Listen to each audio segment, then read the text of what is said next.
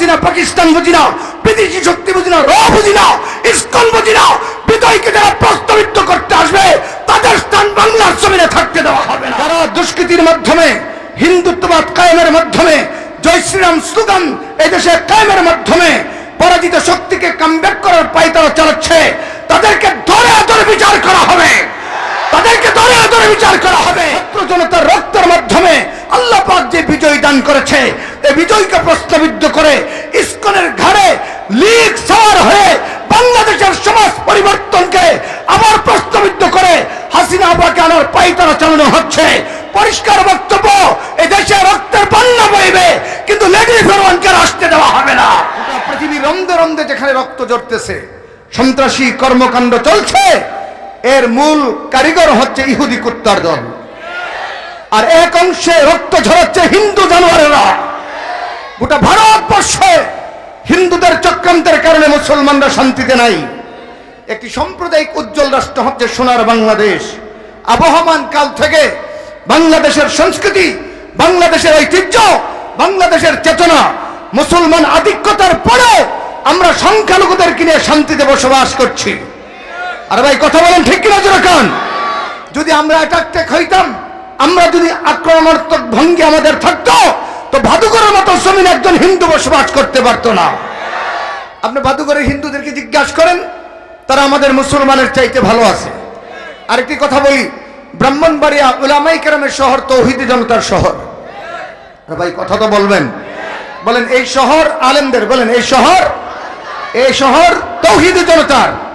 ব্রাহ্মণবাড়িয়ার প্রাণকেন্দ্র দখল করে রেখেছে খ্রিস্টানরা। অবকাশের পাশে বিশাল খ্রিস্টান পল্লী, এবং ব্রাহ্মণবাড়িয়ার যে মূল কেদাশ্রী মোড় থেকে শুরু করে ওই অঞ্চলে হিন্দুদের আধিক্যতা বেশি। শহরের মূল পয়েন্টগুলা হয়তো হিন্দুদের হাতে, নতুবা খ্রিস্টানদের হাতে। আজ পর্যন্ত অদ্যাবধি এই ব্রাহ্মণবাড়িয়ার ইতিহাসে কোন হিন্দুর বাড়িতে, কোন হিন্দুর মন্দিরে কিংবা খ্রিস্টানদের চার্চে কোন আলেম, কোন তৌহিদি জনতা হামলা করে নাই। যখন বাবরি মসজিদের উপর, বাবরি মসজিদকে যখন আপনার গুজরাটের কসাই, বর্তমান ভারতের রাহবর মিস্টার নরেন্দ্র মোদী, আমাদের আফার জামাই, আরে ভাই কথা বলেন না কেন, এই তার হাতে যখন বাবরি মসজিদ শহীদ হলো, সেদিন এই ব্রাহ্মণবাড়িয়ায় কোন একটি গির্জা কিংবা মন্দির আক্রান্ত হয় নাই। সাম্প্রদায়িক এমন উজ্জ্বল দৃষ্টান্ত রাষ্ট্রে আজকে বিবর্তনের পরে, 16 বছরের জুলুমের পরে ছাত্র জনতার রক্তের মাধ্যমে আল্লাহ পাক যে বিজয় দান করেছে, এই বিজয়কে প্রস্তাবিত করে ইসকনের ঘাড়ে লিগ সওয়ার হয়ে বাংলাদেশের সমাজ পরিবর্তনকে আবার প্রস্তাবিত করে হাসিনা আপাকে আনার পায়তারা চালানো হচ্ছে। পরিষ্কার বক্তব্য, এই দেশে রক্তের বন্যা বইবে, কিন্তু লেডি ফেরওয়ানকে আসতে দেওয়া হবে না।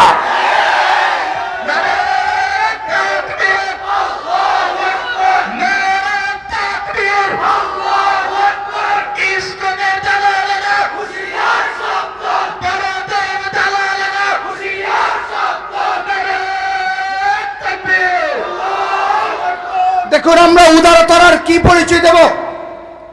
উদারতার একটা লিমিটেশন থাকার দরকার। প্রত্যেকটা মানুষের একটা ধৈর্যের পরিসীমা আছে না নাই? এই যুবকরা কথা বলেন, আছে না নাই? গতকাল আপনারা দেখেছেন চট্টগ্রামের আদালতের চত্বরে কি নির্মম ভাবে এই ইসকনের লোকেরা একজন তরুণ অ্যাডভোকেটকে শহীদ করলো নির্মম ভাবে। আজকে পুলিশ বলতে বাধ্য হয়েছে, বাংলাদেশের ইতিহাসে এমন নির্মম হত্যাকাণ্ড কেউ দেখে নাই। এই হত্যাকাণ্ডের পরেও কোন মুসলমান হিন্দুদের বাড়িতে হামলা চালাচ্ছে না। আর ভাই কথা বলেন ঠিক কিনা? প্রশাসন প্রকৃত দোষীদেরকে বিচারের আওতায় আনার জন্য ইসকনের কিছু লিডারদেরকে ধরতেছেন, এবং তথ্যের ভিত্তিতে আরো চিরুনি অভিযান চলবে। যারা দুষ্কৃতির মাধ্যমে, হিন্দুত্ববাদ কায়েমের মাধ্যমে, জয় শ্রীরাম স্লোগান এদেশে কায়েমের মাধ্যমে পরাজিত শক্তিকে কামব্যাক করার পায়তারা চালাচ্ছে, তাদেরকে ধরে ধরে বিচার করা হবে, তাদেরকে ধরে ধরে বিচার করা হবে। এই যুদ্ধ হিন্দুদের বিরুদ্ধে না, ষড়যন্ত্রকারীদের বিরুদ্ধে। বলেন, এই যুদ্ধ কি হিন্দুদের বিরুদ্ধে? আর ভাই কথা বলেন না কেন? এই যুদ্ধ কি সংখ্যালঘুদের বিরুদ্ধে? কিন্তু আফসোসের জায়গা, ভারতের মিডিয়াগুলা, আমাদের বাংলাদেশের প্রথম আলো আর ডেইলি স্টার, এই যুবকরা কথা বলো না ভাই। প্রথম আলো নামক প্রথম অন্ধকার পত্রিকা, ডেইলি স্টার পত্রিকা, ভারতের বিভিন্ন দল বাংলাদেশের দিকে চক্ষু উঠাচ্ছে, আঙ্গুল তুলছে যে সাম্প্রদায়িক দাঙ্গার সঙ্গে এই ইসকনকে বাঁচানোর জন্য, সেভ করার জন্য হিন্দুদেরকে, সংখ্যালঘুদেরকে নির্যাতিত নিপীড়িত বানায়া একটি অরাজকতা পরিস্থিতি বাইতরার আপনার চক্রান্ত চালাচ্ছে। পরিষ্কার বক্তব্য বাদুকের জমিন থেকে, এ দেশ প্রথমত মুসলমানদের দেশ। বলেন এই দেশ কার দেশ? সবাই জুড়ে বলেন এই দেশ কার দেশ? মুসলমানের স্বার্থের উপর আঘাত আসলে আমরা রক্ত দিতে পিছপাও হব না। এই বিজয়কে যারা প্রস্তাবিত করতে চাও, পরাজিত মূর্তির সরকারকে যারা কামব্যাক করতে চাও, মনে রাখো লক্ষ লক্ষ তরুণ রক্ত দিবে, কিন্তু লেডি বরণকে আসতে দিবে না। তোমরা কি রাজি আছো? কারা কারা হাত উড়ে লেগে দেখাও। দেখুন আফসোসের জায়গা, একটু আগে কালবেলা নিউজ করলো কংগ্রেস, বিগত দিন যে কংগ্রেস ভারতকে স্বাধীন করেছে, কংগ্রেসের বর্তমান প্রধান হচ্ছে রাজীব গান্ধী। গান্ধী পরিবারের প্রতি আমরা সম্মান শ্রদ্ধা রাখি। এই চিন্ময়কে গ্রেফতার করার পরে যে বাংলাদেশের অস্থিরতার মূল হোতা, এখানে হিন্দুত্ববাদের জন্য না, এখানে শুধুমাত্র তথ্যের ভিত্তিতে তার পূর্বের বক্তব্যগুলোকে ফাইন্ড আউট করে গোয়েন্দা রিপোর্ট অনুপাতে বাংলাদেশের বর্তমান বিজয়কে প্রস্তাবিত করার জন্য সে রয়ের মাধ্যমে বাংলাদেশকে অস্থির করার ষড়যন্ত্র চালাচ্ছে।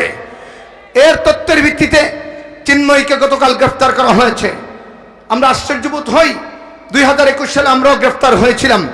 আমাদেরকে অত্যন্ত সেফটি দিয়ে নিয়ে আসা হতো, মিডিয়ার সামনে আমাদেরকে কথা বলার সুযোগ দেওয়া হয় নাই।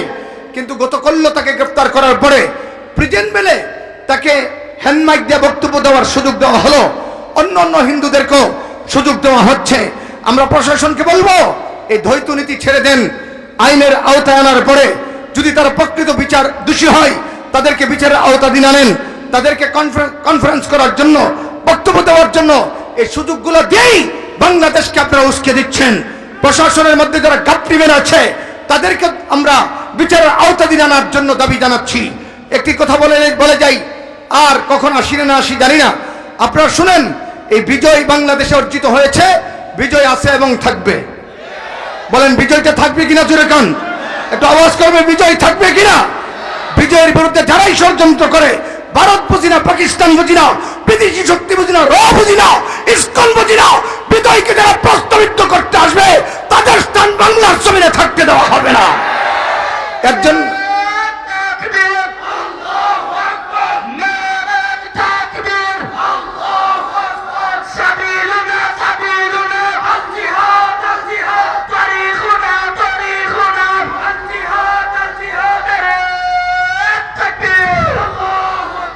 আজকে অ্যাডভোকেট সাইফুল শহীদ, ইসকনের হাতে যিনি শাহাদত বরণ করেছেন, তার জানাজা আপনারা দেখেছেন। লক্ষ লক্ষ মানুষের উপস্থিতিতে তাকে শেষ ভালোবাসা দিয়ে বিদায় করেছে। আমি ভালোবাসার জায়গার কথা বলছি। তার মা তাকে শেষ বিদায় দেওয়ার সময় উৎফুল্ল ছিল। একজন জিজ্ঞাসা করলো, মা আপনার এই তরুণ সন্তান বিদায় নিল, আপনাকে তো উৎফুল্ল দেখাচ্ছে কেন? আমি আল্লাহর কাছে সন্তুষ্ট, আমার সন্তান শহীদ হয়েছে। আল্লাহু আকবার জোরে বলবেন না? আমরা আপনাদেরকে বলি, আমরা সাম্প্রদায়িক দাঙ্গা চাই না, বরং এই যে গত কয়েকদিন আগে দুর্গাপূজা হলো, প্রত্যেকটা মন্দিরকে পাহারাদারি করেছে দেশের তৌহিদি জনতা এবং মাদ্রাসার ছাত্ররা। কথা বলেন না, ঠিক কিনা? আমরা আপনাদেরকে পাহারাদারি করলাম, আমরা আপনাদেরকে নিরাপত্তার চাদর আবৃত্তি করলাম, আমরা আপনাদের মন্দিরকে পাহারা দিলাম, আপনাদের মূর্তিগুলোকে সেভ করার জন্য নিরাপত্তা দিলাম। আপনারা আমাদের ভাইকে শহীদ করলেন, আমাদের মসজিদে হামলে পড়লেন। এই দৃষ্টতা বাংলাদেশে আর চলতে দেওয়া হবে না। আরে ভাই কথা বলেন, ঠিক কিনা? এই দৃষ্টতা বাংলাদেশে চলতে দেওয়া হবে না। কেন? বাংলাদেশ এমনি 16 বৎসর এক জুলুমের মধ্য দিয়ে গিয়েছে। আজকে ইসলামের সৌন্দর্যকে প্রস্তাবিত করে আলেম ওলামাদেরকে বহির্বিশ্বে সন্ত্রাসী বানানোর যে চক্রান্ত চালানো হচ্ছে, তার বিরুদ্ধে আমাদেরকে সোচ্চার থাকতে হবে। মনে রাখবেন, আল্লাহর কাছে একমাত্র গ্রহণযোগ্য ধর্মের নাম কি? একটু জোরে বলেন না, কি? ইসলাম ধর্মই যে একমাত্র নিরাপত্তা দিতে পারে সর্বধর্মাবলম্বীদের উপরে। তার উপরে কিছু কথা বলি, আমি শেষ করব। আপনারা জানেন আমাদের নবীর ইতিহাসে সবচেয়ে বড় বিজয়ের নাম হচ্ছে ফতে মক্কা, মক্কা বিজয়। আল্লাহ তাআলা নবীর হাতে ফতে মক্কা দান করেছেন 10,000 সাহাবীদের আত্মত্যাগের বিনিময়ে। কিন্তু আল্লাহ পাকের মেহেরবানি, একবারের জন্য অস্ত্র চালাতে হয় নাই। বিনা অস্ত্রে, বিনা যুদ্ধে, বিনা রক্তপাতে ইসলামের চূড়ান্ত বিজয় কে দান করেছেন? একটু জোরে বলেন না, কে দান করেছেন? মুহাম্মদ রাসূলুল্লাহ সাল্লাল্লাহু আলাইহি ওয়াসাল্লাম যখন মক্কা বিজয় করলেন, আরবের কাফেররা ভাগতে লাগলো, তারা তাদের নিরাপত্তার শঙ্কায় ভুগতে লাগলো। কিন্তু মুহাম্মদ রাসূলুল্লাহ মানবতার চূড়ান্ত বন্ধু, তিনি প্রতিশোধ পরায়ণ নয়, তিনি ইনসাফের উপর প্রতিষ্ঠিত। তিনি মক্কাতুল মুকাররমার একটু উঁচু জায়গায় দাঁড়ায় রাখতে বললেন, এ মক্কার মুসলমানেরা শোনো, আমার সাহাবীরা শোনো, ও মক্কার বেঈমানেরা শোনো, আমি মুহাম্মদ রাসূলুল্লাহ আল্লাহর আলাই কালিমাতুল্লাহ, আল্লাহর দ্বীন আল্লাহর জমিনে প্রতিষ্ঠার জন্য আমি যখন প্রথম বলেছিলাম ইয়া আইয়ুহান নাস কুলু লা ইলাহা ইল্লাল্লাহ তুফলিহুন, আমি যখন এই ঘোষণা দিয়েছিলাম, আমার নিজের রক্তের মানুষরা, কুরাইশরা আমার উপর জুলুম চালিয়েছে, নির্যাতন করেছে, আমার মাথার উপরে সিজদারত অবস্থায় উটের মরা নারী বুড়ি দিয়ে আমাকে হত্যার চক্রান্ত করা হয়েছে, আমার চলার পথে আমার পায়ের নিচে কাঁটাযুক্ত ঘাস বিছিয়ে দেওয়া হতো। আমি মুহাম্মদ রাসূলুল্লাহ এবং আমি মুহাম্মদ রাসূলুল্লাহকে যখন ওই সময়ের মানুষগুলা কলেমা পড়ে মেনে নিয়েছে, তাদের উপরে হামলে পড়েছে, জুলুম করেছে। মক্কার ইতিহাস তো রক্তাক্ত হযরত বেলালের ইতিহাস, মক্কার ইতিহাস তো হযরত সুমাইয়ার রক্তাক্ত শাহাদাতের ইতিহাস, মক্কার ইতিহাস তো হযরত আম্মারকে ঘোড়ার দুই পাশে রশি বানাইয়া মধ্যখান থেকে ঘোড়া দুই দিক থেকে চালাইয়া মধ্যখান থেকে ছিন্ন ভিন্ন করে শাহাদাতের ইতিহাস, মক্কার ইতিহাস। আমার খাব্বাবকে আগুনের উপরে জীবন্ত বসায় দেওয়ার ইতিহাস, মক্কার ইতিহাস। রাতের বেলা আমার ঘরের চতুর্পাশে বেঈমানরা দাঁড়িয়ে আমাকে হত্যার নীল নকশা করেছিল, আল্লাহ তাআলা সেখান থেকে আমাকে বের করে মদিনাতুল মুনাওয়ারায় হিজরত করতে বাধ্য করেছিল। সেখানে তাদের ষড়যন্ত্র থেমে থাকে নাই। বদর কায়েম করেছি তাদের ষড়যন্ত্রের মাধ্যমে, উহুদ কায়েম করেছি তাদের ষড়যন্ত্রের মাধ্যমে। যেই উহুদে আমার চাচা আমির হামজা টুকরা টুকরা হইল, আমি মুহাম্মদ রাসূলুল্লাহর দান্দান মুবারক শহীদ হইল, লোহার হেলমেটের একটা অংশ আমার কপাল মুবারক দিয়া ছিদ্র হয়ে ঢুকে পড়েছে, হানজালা শহীদ হইল। 70 জন সাহাবী নির্মমভাবে শাহাদাতের শরব পান করেছে এবং তাদের ষড়যন্ত্রের মাধ্যমে খাইবর কায়েম হইল, তাদের ষড়যন্ত্রের মাধ্যমে হুনাইন কায়েম হইল, তাদের ষড়যন্ত্রের মাধ্যমে এমনি খন্দক কায়েম হইল। আমাকে মদিনায় তারা থাকতে দেয় নাই। এত জুলুমের প্রতিশোধ পরায়ণের একটি থিওরি নিয়ে আল্লাহ মক্কা বিজয় আমাকে দান করেছে। আমি আজকে চেষ্টা করলে আমার বেলালের রক্তের প্রতিশোধ নিতে পারি, আমি আজকে চেষ্টা করলে আমার খাব্বাবের রক্তের প্রতিশোধ নিতে পারি, আমি আজকে চেষ্টা করলে আমার খুবাইবের রক্তের বদলা নিতে পারি, আমার চাচার রক্তের বদলা নিতে পারি, আমার পিঠে প্রত্যেকটা আঘাতের বদলা নিতে পারি। কিন্তু না, আমি প্রতিশোধের জন্য আসি নাই, আমি এসেছি আল্লাহর পক্ষ থেকে রহমত হয়ে। এর নাম ইসলাম। বলেন এর নাম কি? আওয়াজটা হয় না, জোরে কান, জোরে বলেন এর নাম কি? আরো জোরে কান, এর নাম কি? মুহাম্মদ রাসূলুল্লাহ পরিষ্কার বললেন কয়েকজনের নাম ছাড়া। বললেন আমার আবু বকর, আমার উমর, আমার উসমান, আমার আলী, আমার সাহাবীরা মক্কায় যেরকম নিরাপদ, সমস্ত বিজাতিদের জন্য আমি মক্কাকে নিরাপদ আশ্রয় ঘোষণা করলাম। একটু জোরে সুবহানাল্লাহ বলবেন না? তার বাস্তব নমুনা দেখতে পেয়েছি আমরা সাইয়েদনা উমর ফারুকের আমলে। বলবো না, কষ্ট হচ্ছে আপনাদের? উমর ফারুক রাদিয়াল্লাহু তাআলা আনহুর আমলে একটার পর একটা রাজ্য বিজয় হওয়া শুরু হইল। মিশর ইসলামের পতাকাতে আবদ্ধ হয়েছে উমরের শাসন আমলে। মিশর ছিল খ্রিস্টানদের আধিক্যতা। ভালো করে শুনেন, মিশর ছিল খ্রিস্টানদের আধিক্যতা। খ্রিস্টানদের লাল চামড়াওয়ালাদের এই অভয়ারণ্য মিশরে গভর্নর হিসাবে গেলেন হযরত আমর ইবনুল আস রাদিয়াল্লাহু তাআলা আনহু। প্রিয় ভাইরা আমার সহযোদ্ধারা, আমার দিন ইসলামের ভাইরা, হযরত বড় হুজুর রাহমাতুল্লাহ আলাইহির রুহানি সন্তানেরা, আজকে ইসলামকে কিভাবে টার্গেট করা হচ্ছে, অথচ ইসলাম কি বলে? সংখ্যালঘুদের ব্যাপারে ইসলাম যে উদারতার পরিচয় দিয়েছে, পৃথিবীর কোন ধর্ম এই উদারতার পরিচয় দিতে পারে নাই। মুহাম্মদ রাসূলুল্লাহ যখন আমর ইবনুল আস রাদিয়াল্লাহু তাআলা আনহুকে মিশরের গভর্নর করে পাঠাইলেন, হযরত আমর ইবনুল আস তাকায় দেখে কোন একদিন মিশরে খ্রিস্টানরা রথযাত্রা বের করেছে। সামনে একটা সাজুগুজু করা সুন্দরী তরুণী, সুরুষী তরুণী যুবতী, যার চেহারা দৃষ্টিনন্দিত নয়নাভিরাম, চোখ ফিরানো যায় না এমন একটি সুন্দরী নারীকে সাজুগুজু করে সরিয়ে কোথায় জেনে নিয়ে যাচ্ছে। আমর ইবনুল আস এই রথযাত্রার সামনে দাঁড়িয়ে বলল, খ্রিস্টান ভাইরা তোমরা কারা, এই মেয়েটা কারা, এই মেয়েটাকে নিয়ে কোথায় যাচ্ছ? খ্রিস্টান নেতারা বলল, ও আমর ইবনুল আস, গভর্নর, আমরা হচ্ছি খ্রিস্টানদের লিডার, আর পেছনে যারা আছে হাজার হাজার তারা হচ্ছে খ্রিস্টানদের অনুসারী, আর মেয়েটা হচ্ছে সে। আপনি তাকায় দেখেন নীল নদ শুকিয়ে গেছে, নীল নদের পানি নাই, পানি না থাকলে আমরা ফসলাদি করতে পারি না, উৎপন্ন করতে পারি না, আমরা আপনার হতদরিদ্র সীমায় বসবাস করতে হয়।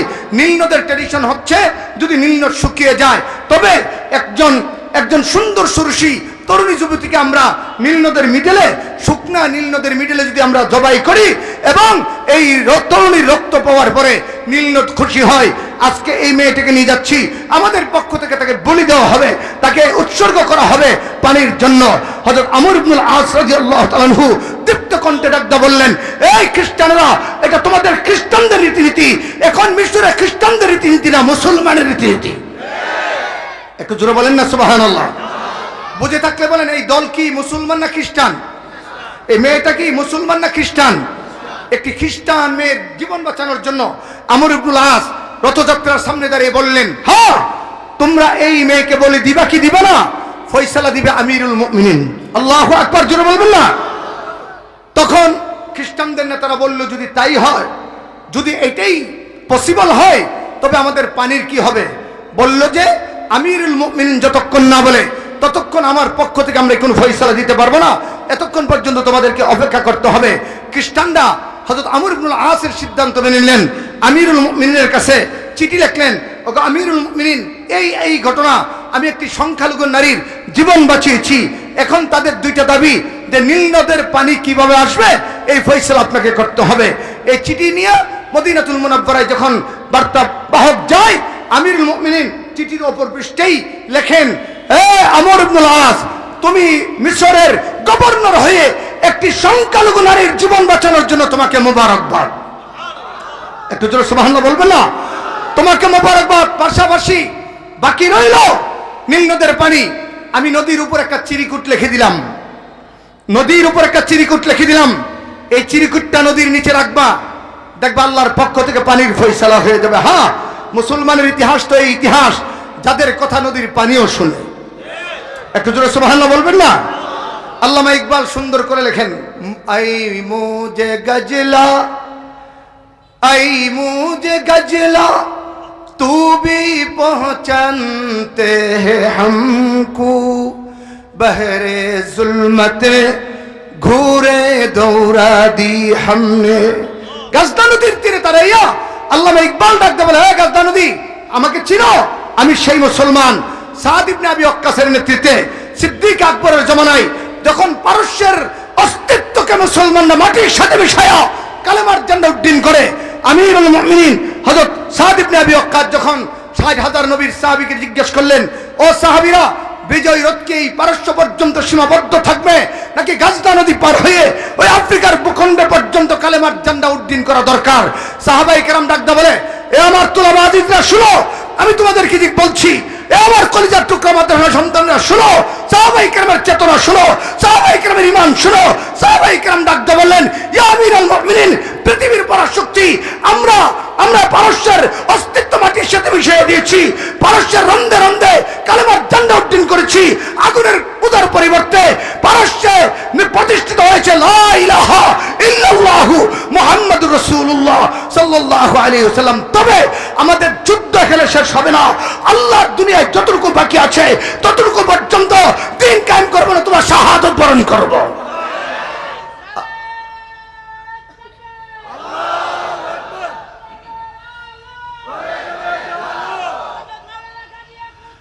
আরে ভাই, আমার নামে স্লোগান দরকার নাই, এটা বড় হুজুরের জমিন। স্লোগান হবে কার নামে, জোরে বলেন? আরে ভাই জোরে বলেন না, স্লোগান হবে কার নামে? আল্লাহু আকবার। স্লোগানের মধ্যে ষড়যন্ত্র চালাচ্ছে ইসকনের জানোয়াররা, তারা জয় শ্রীরাম স্লোগান নিয়ে রাস্তায় আসতে চাচ্ছে। পরিষ্কার বক্তব্য, মন্দিরে জয় শ্রীরাম স্লোগান চলক, হিন্দুদের বাড়িতে জয় শ্রীরাম স্লোগান চলক, আমাদের আপত্তি নাই, কিন্তু মন্দিরের স্লোগান যদি রাজপথে আনা হয়, পিঠার চামড়া রাখা হবে না। রাজা আছো তোমরা?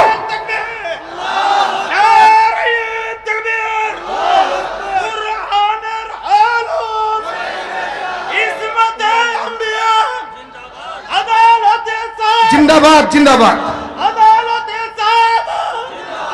আমরা পরিষ্কার বলি, আমরা পরিষ্কার গভর্নমেন্টকে বলি, ডক্টর ইউনূসকে বলি, এত নরম হলে বাংলাদেশ চলবে না। যারা আমার ভাইকে শহীদ করেছে তাদের বিচার করতে হবে এবং ইসকনকে নিষিদ্ধ করতে হবে, নতুবা এই দেশের জনগণ আইন হাতে উঠায় নিবে। আগে আমার ইমান, তারপরে রাষ্ট্র। আমার ইমান না বাঁচলে আমরা আইনের তোয়াক্কা করবো না। এই যুবক রক্ত দিতে প্রস্তুত আছো? কারা কারা হাত ধরে আল্লাহকে দেখাও।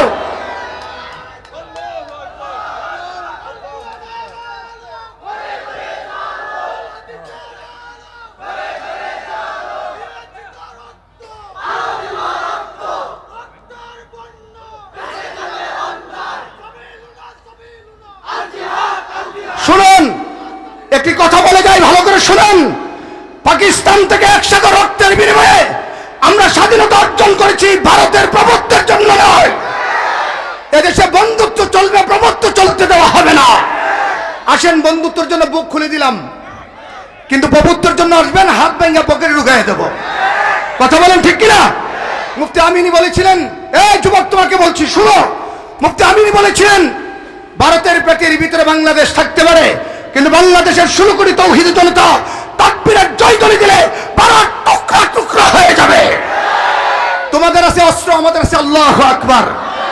বলেন আমাদের কি আছে? জোরে কান আরে একসাথে বলেন আমাদের কি আছে? তোমাদের আনবিক হেরে যাবে আমাদের আল্লাহু আকবারের সামনে। কথা বলেন ঠিক কিনা? ইসকনকে থামান, স্টপ ইসকন, বি কেয়ারফুল।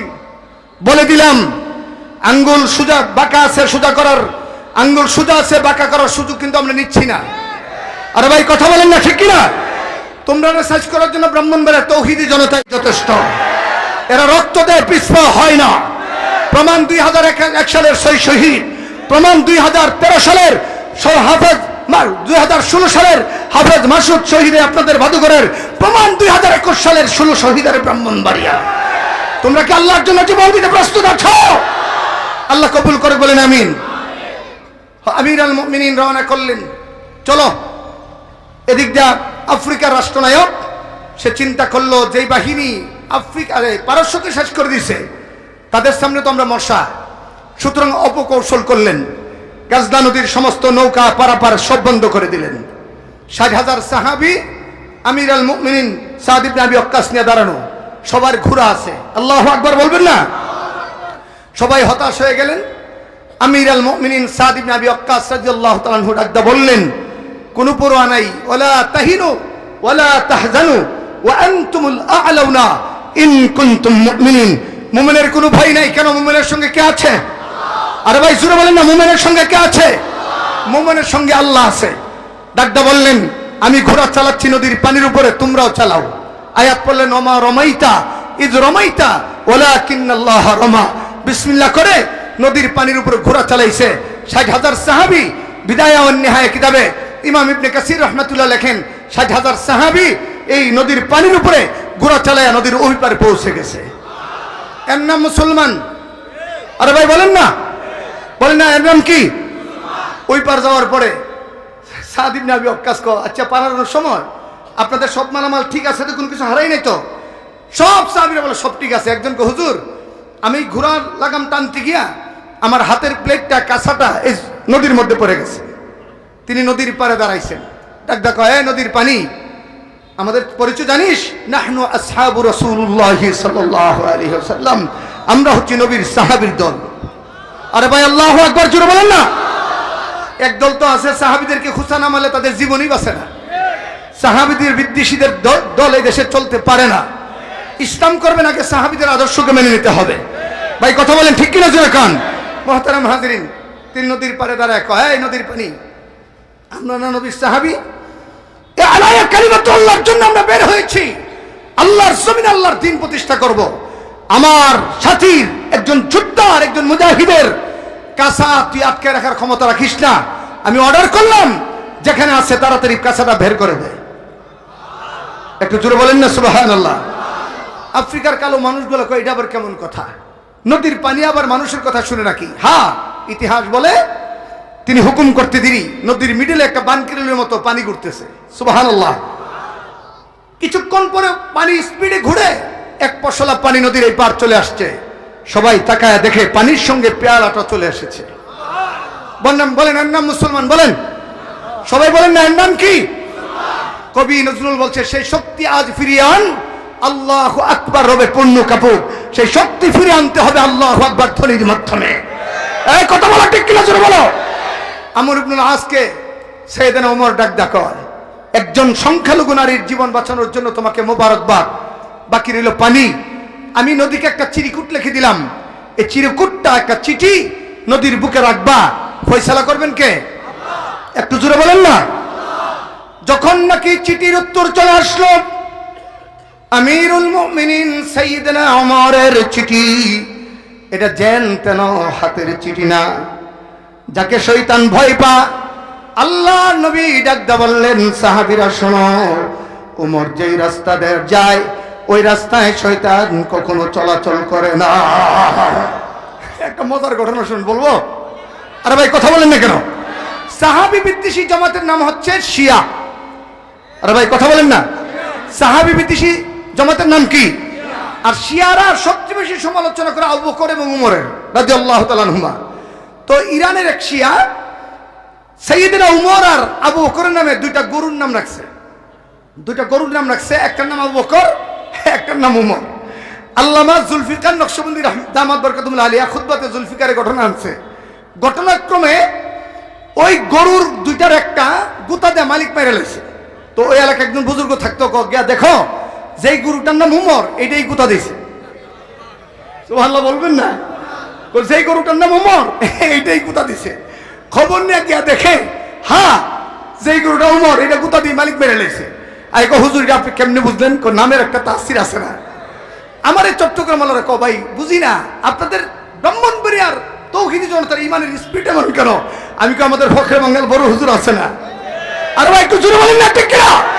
আমাদের একজন মুফতি আমিনী আছেন, যিনি মরে অমর হয়ে আছেন।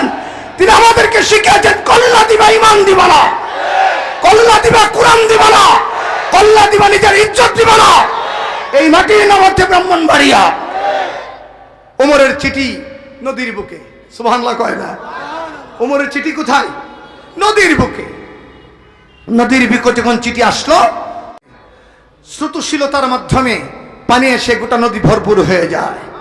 খ্রিস্টানরা ডাক দেখো, গভর্নর আমর ইবনুল আস কি কারিশমা দেখাইলা?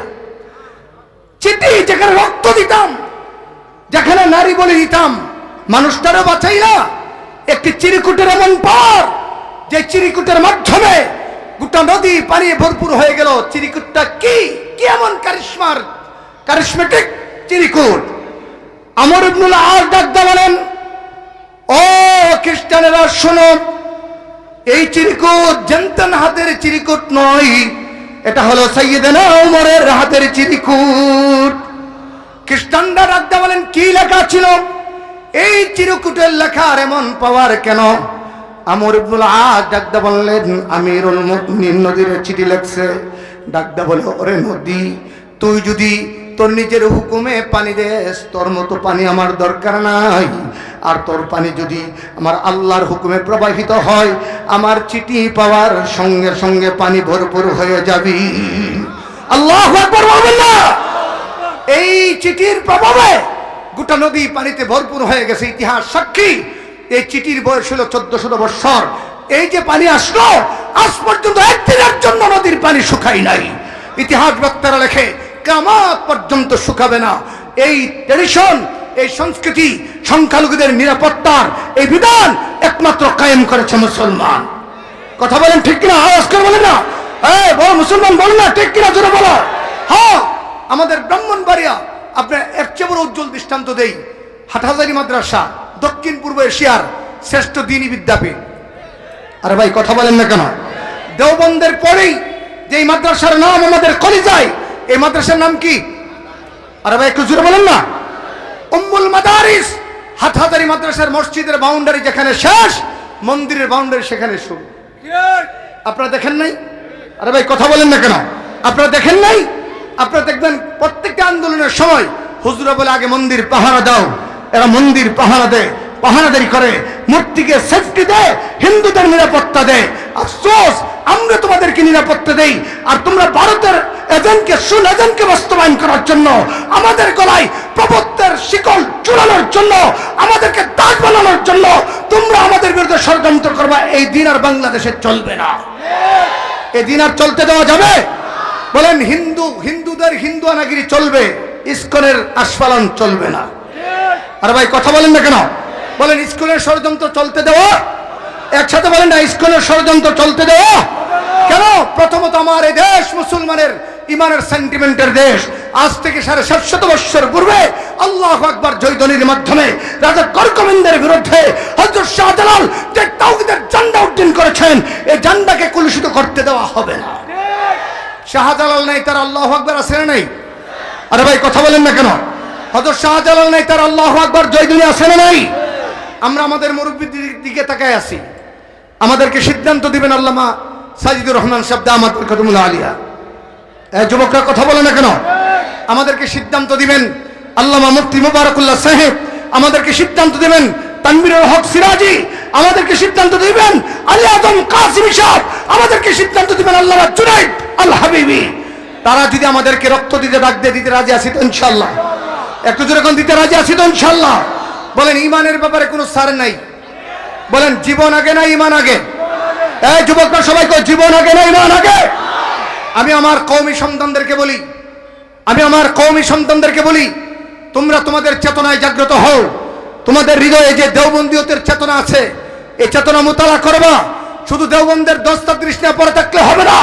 দেওবন্দ মানে আল্লাহর নবীর আদর্শের মূল চাবিকাঠি।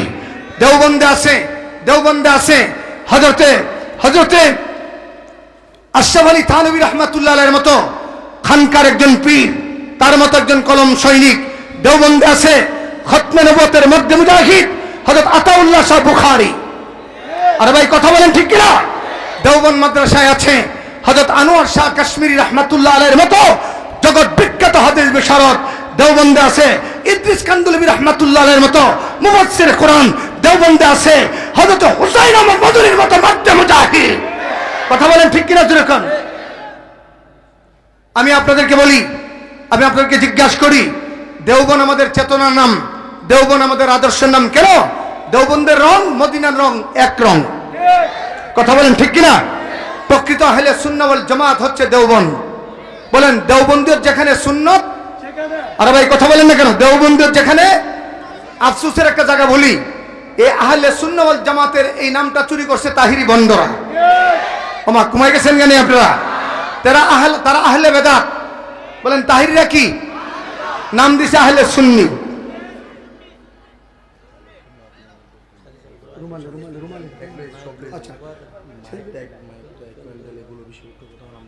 আচ্ছা শেষ করছি।